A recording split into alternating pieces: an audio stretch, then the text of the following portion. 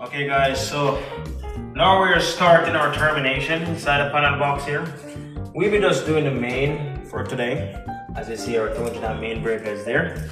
And our wires, our three main wires are running here already. We are going to be using two-phase, and we're using a neutral.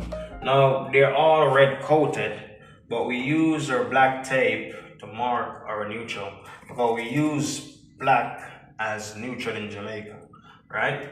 I know that black is, a hot wire in other parts of the world and all that, but black is what we use in Jamaica. So a lot of persons, they will wrap the entire red wire with black tape, but I'm a little bit different. I like to make some neat little circles, about, every 4 inches or so along the wire where, the electrician or persons who probably gonna come after me, once you see this, you know it's a neutral wire. You're a technician. In fact, nobody should be coming inside the panel box unless you're a qualified person and understand color code. All right, electrical is not do it yourself or DIY job. You will actually kill yourself. So that's what KYS. So you will kill yourself trying to do it yourself in electrical. Right? So we don't want that. So basically, I'm going to show you guys how I do my terminations. So I have my knife here, very sharp knife, and you want to actually strip your wires a little bit outside of the lug. Basically, you want to avoid any of this insulation getting underneath the lug because it has happened to me before in the past where I wasn't getting no power. And basically what I found out is that piece of this insulation got stuck underneath the bolt and there was no connection at all to the wire. So you want to strip it a little bit away. So here I'm going to strip it as close somewhat to the tape as possible. Give me about, half an inch or so, maybe not a half an inch, probably smaller than that. So I like to go around the cable with a sharp knife here. And then I do a straight line down like this, probably really hard, or if the wire was long enough, I would have taken my time and just slowly go down there. But then you can peel around that wire like this, and it should come off nice and round. And then you don't really necessarily have to do any twisting of that wire. You can actually, because it's a huge wire, it's actually, each one of these strands are very huge, so they actually hold together. So you can just kind of back this screw out with your hex screw or hex tool, or people call it Allen key set. You have many types. If this panel was hot, I would have to be using my insulated type one, but it's a dead panel. So, and if you look, I leave a little bit of grinning behind here. That's what I was talking about. You don't want to go all in like that. No, because you run the risk of that bolt hitting that wire there and you're not getting a firm connection. So you want to go and leave a little bit of grinning, and you put your hex screw and you start to tightening like that. Okay, we start tightening, until you feel it get tight enough. Then you turn this the other way. Then you can start torquing it, right? And you see that? I'm still getting leverage. Now you're going to do it till you feel it's just about tight enough. I don't have a torque wrench that thing that measures the amount of torque it should, so I gotta just estimate it here, which is completely fine. A lot of electricians does that. You can have a few electricians that don't have a torque wrench. I'm gonna get one very soon, but not right now. Very soon though, very very soon. But I've been using the specs or using my judgment really well, and it have never failed me yet. And you want to give it a little bit of shake. Once you feel that wire not moving, no matter what you do, you use a little bit of effort, then that that wire is secure. So once it's tightened, I am gonna get my electrical tape again. I'm gonna make a next little bit of loop here up to the top for my marker to mark that it is a neutral wire. All right, and you're gonna take about a few centimeters of tape, and you want to wrap it very neat and nice around the wire like that. And you want to close the end of it, use your finger and give it a little bit of rub, ensure that it's nice and round, and that's how you do it. Now you can do it all the length of the wire if you wish, make it more visible. I probably do that before I leave, but I'm just showing you guys. All right, so if you're wondering what this is what I like call a service loop, where you leave a little bit amount of slack inside the panel so that just in case you need a little bit more wire, you don't have, if you made all the terminations already, you don't have to be, actually splicing on the wire to get some more length. So this is about, somewhat of a service loop to, make some little bit of length and flexibility inside of that wire inside the panel. You don't want to make it too, too hard and too stiff. So this is how you make it. I'll be making one for the, the B terminal, all right? And of course, we're gonna bolt down this breaker some more as well. Well, it's actually secured still because it only comes with 2 bolts. It doesn't have any more securing mechanism, but it's actually bolted down very tightly. Yeah, just the back part, which that won't be a bother to it because it's actually secured from the front. That's how it's designed, I don't know. So here we go. We're gonna make a service loop here.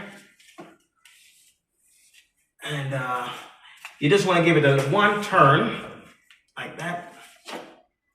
And of course you want to arrange it neatly. So I'm going to put this over here, try to get that out of the way. And you see it's actually forming like a heart, almost like an artwork. And then you're going to measure, you're going to cut your wires somewhere off right here to actually get it to terminate about approximately where it's going to be terminated inside the screw. So I'm going to estimate it here. I don't have my marker on me, but I'm going to estimate it anyways. I'm going to actually, in fact, let me get my marker in return because I really want to make sure that this is very much accurate. So I'm going to pause the video and get my marker. So,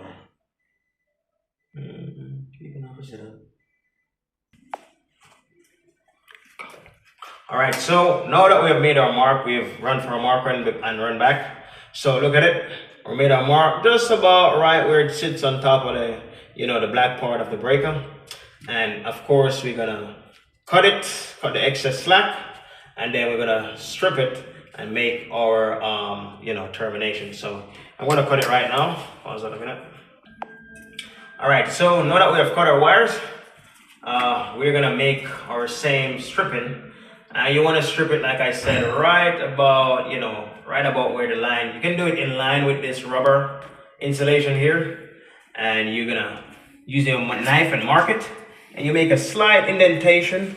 And you go around the wires like that.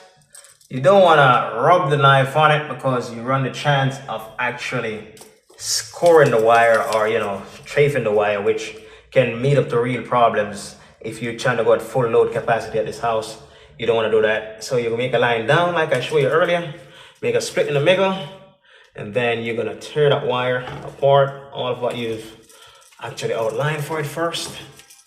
You're going to tear around it. Okay. Now you may have to cut it a bit here, like that. And then you should have it just about that way. And then one is done, then you go to the other one. And we're going to put a knife there again to mark it. And then we're going to go around, maybe add a little bit more pressure here for it to cut better. And you're going to find that mark here. Okay. And then you go down like that. Split it. And you use your thumb and you go around it. And have it all open and drag them off. Now we're ready to close our knife. You can rest it into the panel box. You draw for your hex screw. And then you put it, you back that screw out for the panel box for your A phase, I would call it. A and B, whatever it is. And then you want to insert it down in there.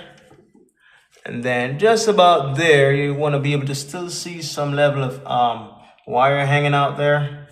And then you're going to start tightening your bolt. You twist it in until it grabs the wire. And while it grabs it, we're not ready to torque it in yet. You're going to do the other one, which is, your B phase. You may call it A phase, but I mean, whichever way, it doesn't really matter. Now, just a point to note, normally persons would have put nylon or on this. Nylon is a black substance. I think they have it in white as well, where you rub it on the wire before you shove it into that connector. Now, due to the fact that we're indoors, you don't necessarily need nylon, because nylon is really an anti-oxidation solution that prevent the wires from being rotten. Now, that is applicable if you're working outdoors. Now, because this panel is indoors and it's not an outdoor panel, like a temporary supply and all that, you don't really necessarily need nylock. So that's why we don't add in no nylock. I know persons may be saying, where's the nylock and all that? We don't need nylock in this case. We're just gonna actually insert the wire like this. There will be no chance of oxidization inside this house. We know that the good builders that are building this house is not building it for it to leak. So nothing will leak inside this panel here. All right, and we're gonna tighten that to specs here. So you kind of give it a little bit of, I don't know.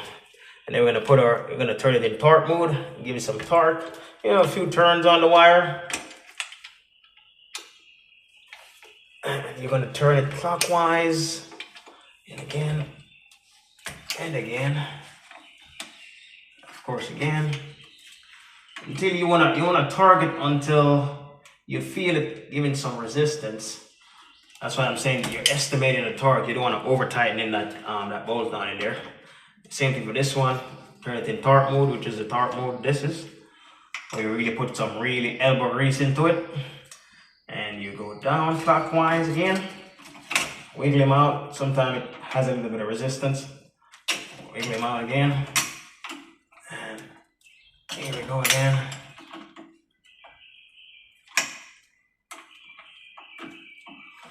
Okay.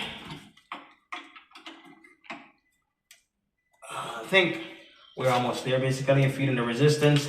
Once you're feeling that resistance, you just want to give it a little bit of crack, and don't go too much because you don't want to over tighten. Once again, you don't want to over tighten that connector inside there, because if you over tighten, you can actually crush the wire and prevent it from really having that, cross-sectional area to actually give you that, that amount of current carrying capacity. So once you're finished, you want to give it a wiggle test.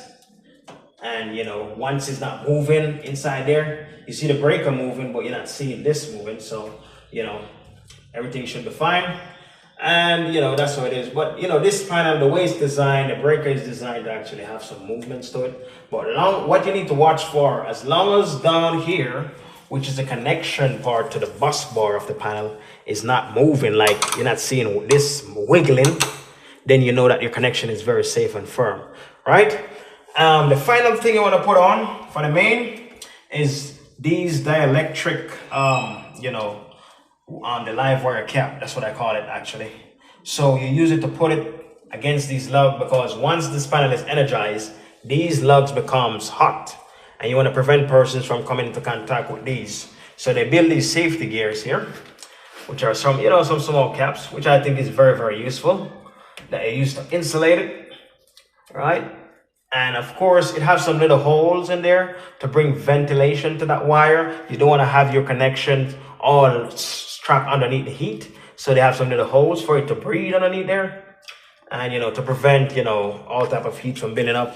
Because once there's heat building up inside here, then you're going to it can limit the current carrying capacity of this wire. And like I told you guys earlier, all of these wires are based off degrees Celsius. The amount of degrees Celsius is rated for, it tells you the amount of current it can carry. Never mind the size, is the conditions or the ambient temperature that really gives the real matter and the real value of this wire. So as an electrician, you have to do all of those calculations before you actually can choose your main wire. Very important. So here we go. And as you can see, that look really, really, really nice. When we're finished, we're going to get some nice, solutions and make this look really nice and shiny. And see some little dusters on it, but this is fine for now. And that's how you do it. The rest of this panel, ladies and gentlemen, when we're bringing in the other set of stuff, like, the sub circuits, they're going to run neatly along here, plug them into breakers. And we're going to have the ground and the neutral bonded together, because this is a main panel. So you're going to have the ground wire over here. A point to note, if you look, the neutral wire is bigger than the earth section. You realize they're two different size lugs. Now the reason for this is that it goes back to the derating calculations that we use. Now, in some cases, depends on calculation, you can have a smaller earth wire than a neutral wire. And the manufacturers of the panel box, they know these calculations. So a lot of time they build them smaller. But you have to get the calculations right and the derating calculations right to know what size to derate. Because this is a 35mm wire. You have to do all the necessary calculations to know what size to derate. You can derate this too. Now, mark you can use the same size wire, but why would you want to use the same size wire when you can actually derate it down and still get the same result? A smaller wire is cheaper than this, right? So we will talk more about that. Like I said, there's a lot to learn on the channel, and if you follow me right, I can promise you guys can learn a lot of stuff. So until next time again, God bless electrician. Signing out once more.